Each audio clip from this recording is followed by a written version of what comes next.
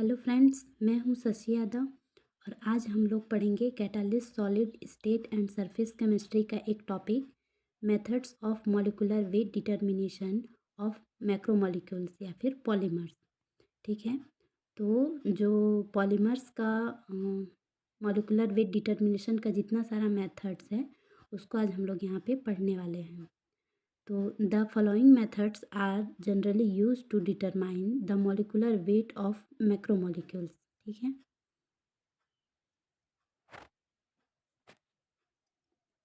तो पहला हम लोग पढ़ेंगे ऑस्मोटिक प्रेशर मेथड, दूसरा पढ़ेंगे विस्कोसिटी मेथड, तीसरा पढ़ेंगे लाइट स्कैटरिंग मेथड, चौथा पढ़ेंगे सेडिमेंटेशन मेथड। ठीक है, तो पहला हम लोग देखते हैं ऑस्मोटिक प्रेशर मेथड। ठीक, तो the osmotic pressure of solution of macromolecules at very low concentration are significant and can be easily measured। ठीक है, इसके कहने का ये मतलब है कि जो मैक्रोमोलिक्यूल्स सॉल्यूशन का ऑस्मोटिक प्रेशर बहुत कम कंसंट्रेशन पर सिग्निफिकेंट होता है।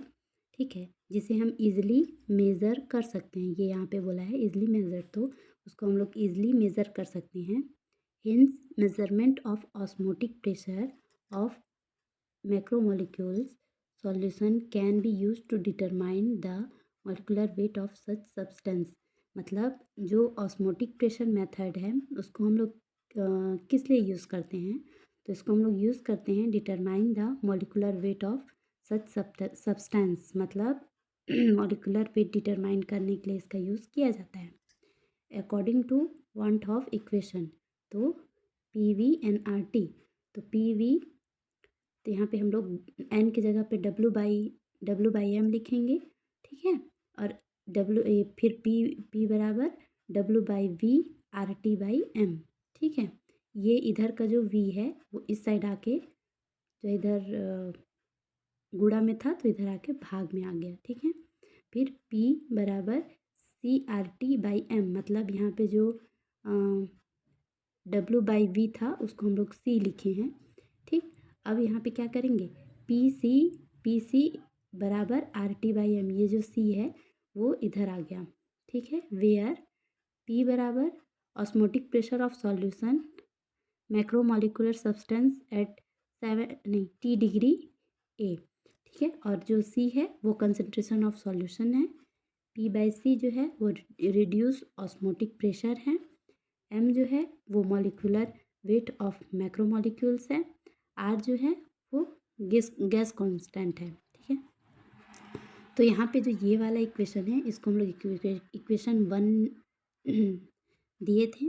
तो equation 1 holds good only the infinite dilution, therefore equation 1 becomes, मतलब ये सिर्फ गुड होता है, ये जो इक्वेशन 1 है वो सिर्फ गुड है इन्फिनिट डाइल्यूशन पर।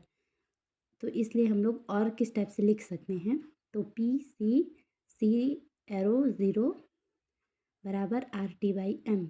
ठीक है, और ये जो यहाँ पे जो पी सी फिर सी एरो ज़ीरो जो है वो है लिमिटिंग और रिड्यूस्ड ऑस्मोटिक प्रेशर। ठीक है, the osmotic pressure of dilution solution of polymers is measured decrease condenser if a graph is plotted between P by C and C a straight line is obtained। मतलब कहने का इसका मतलब है कि जब हम लोग ये ऑस्मोटिक प्रेशर मेथड में P बाई सी और C मतलब कंसंट्रेशन के बीच अगर हम लोग ग्राफ प्लॉट करते हैं तो हम लोगों को एक स्ट्रेट लाइन दिखाई देता है। ठीक है, उसी को यहाँ पे बताया है,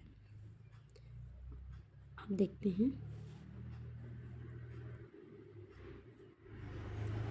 आगे देखते हैं, दूसरा हम लोग देखते हैं विस्कोसिटी मेथड। ठीक है, तो विस्कोसिटी मेथड में क्या है, viscosity method the method is simple and widely used for molecular weight determination of polymers. मतलब ये जो विस्कोसिटी मेथड है ये बहुत सिंपल और वाइडली यूज्ड होने वाला मॉलिक्यूलर वेट डिटर्मिनेशन का मेथड है, और ये किसके डिटर्मिनेशन के लिए यूज़ होता है, तो पॉलीमर्स के लिए। The viscosity of polymer solution can be accurately measured and it is different from that of solvent. ठीक है, तो यहाँ पे देखने हैं हम लोग विस्कोसिटी ऑफ प्योर सॉल्वेंट। जो विस्कोसिटी ऑफ प्योर सॉल्वेंट है वो है ईटा 0 और विस्कोसिटी ऑफ पॉलीमर सॉल्यूशन जो है वो है ईटा। यहाँ पे then relative viscosity N R of polymer solution ये क्या है, ईटा बाई ईटा 0 और specific viscosity eta S P of polymer solution ये क्या है, ईटा बाई ईटा 0 माइनस 1। तो इसको हम लोग और किस टाइप से लिख सकते हैं, eta minus eta 0 by eta 0। Reduced viscosity मतलब एन आर डी बराबर S P specific viscosity per unit concentration. तो इसको हम लोग क्या लिखेंगे, eta S P by concentration. ठीक, सी। और ये क्या है, इंट्रिंसिक विस्कोसिटी ईटा बराबर reduced viscosity when C arrow 0। तो इसको हम लोग कैसे लिखेंगे, ईटा और रिड्यूस्ड विस्कोसिटी और सी एरो 0। तो इसको हम लोग और कैसे लिखेंगे, eta S P by concentration. ठीक है, उसके बाद देखेंगे the intrinsic viscosity is related to molecular weight of polymer according to following equation.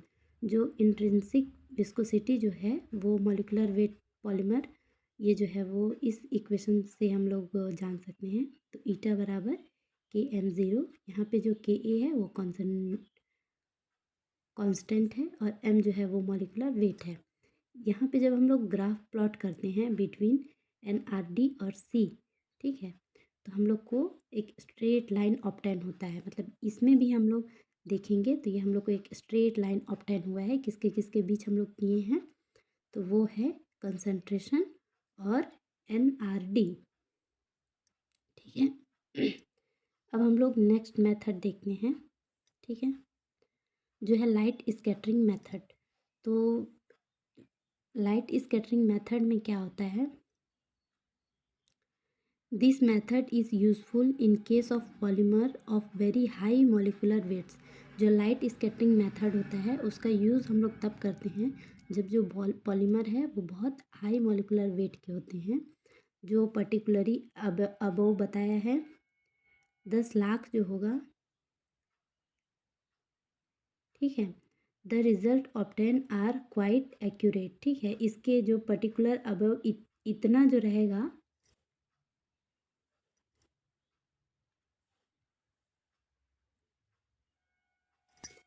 जब किसी भी मॉलिकुलर वेट इतना रहेगा, ठीक है, तब हम लोग उसका जो है वो लाइट स्कैटरिंग मेथड जो है वो यूज़ करेंगे। इसका जब हम लोग देखने हैं तो इसका जो इंटेंसिटी ऑफ ट्रांसमिशन लाइट का जो फॉर्मूला होता है वो ये होता है। ठीक है, और जहाँ पे इसको जब हम लोग सॉल्व करते जाएंगे तो लास्ट में हम लोग को ये वाला इक्वेशन दिखाई देगा जो कि हम लोग यूज़ में लाएंगे। नेक्स्ट हम लोग देखते हैं सेडिमेंटेशन मेथड। ठीक, ये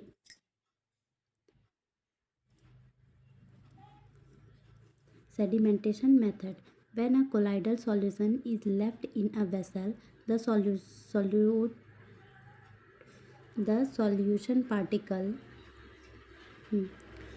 particle trade to the settle to bottom under the influence of gravity. This phenomena is called sedimentation. मतलब कहना चाहता है कि जब हम कोई कोलाइडल सॉल्यूशन को वेसल में छोड़ देते हैं तो सॉल्यूशन पार्टिकल जो है वो बॉटम में मतलब नीचे बैठ जाते हैं। ठीक है, सेटल हो जाते हैं ग्रेविटी की मदद से। इसे ही हम सेडिमेंटेशन मेथड जो है वो बोलते हैं। ठीक है, इसमें जब हम लोग देखेंगे, इसमें भी हम लोग ग्राफ प्लॉट करेंगे। तो जब हम लोग इसमें ग्राफ प्लॉट करेंगे कंसंट्रेशन और HC/T के बीच में, तो हम लोग को एक स्ट्रेट लाइन जो है वो देखने को मिलेगा। जो सेडिमेंटेशन मेथड है, the determination of molecular weight of polymers by ultracentrifuge can be done by 2 methods. मतलब कि जो सेडिमेंटेशन मेथड है वो टू हाँ 2 मेथड से हम लोग इसको देखेंगे।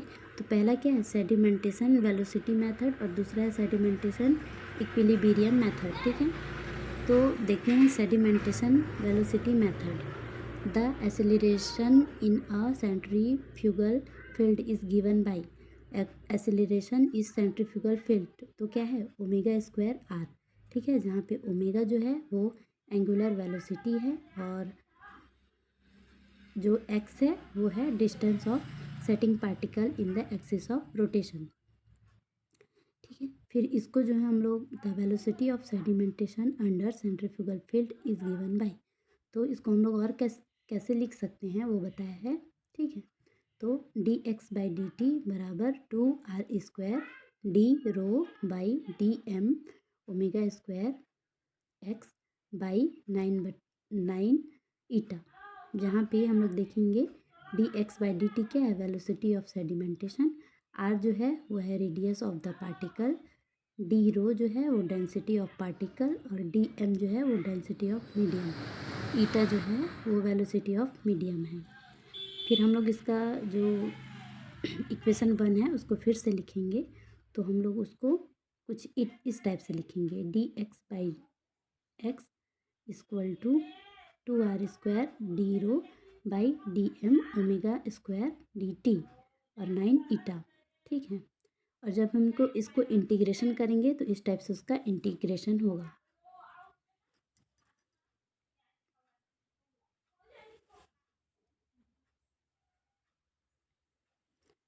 जब उसका हम लोग इंटीग्रेशन करेंगे तो ये मिलेगा। ठीक है, उसके बाद हम लोग उसको लाइन टू लाइन जो है वो करते जाएंगे, तो लास्ट में हम लोगों को इसका जो है वो ये वाला जो इक्वेशन जो है वो मिलेगा।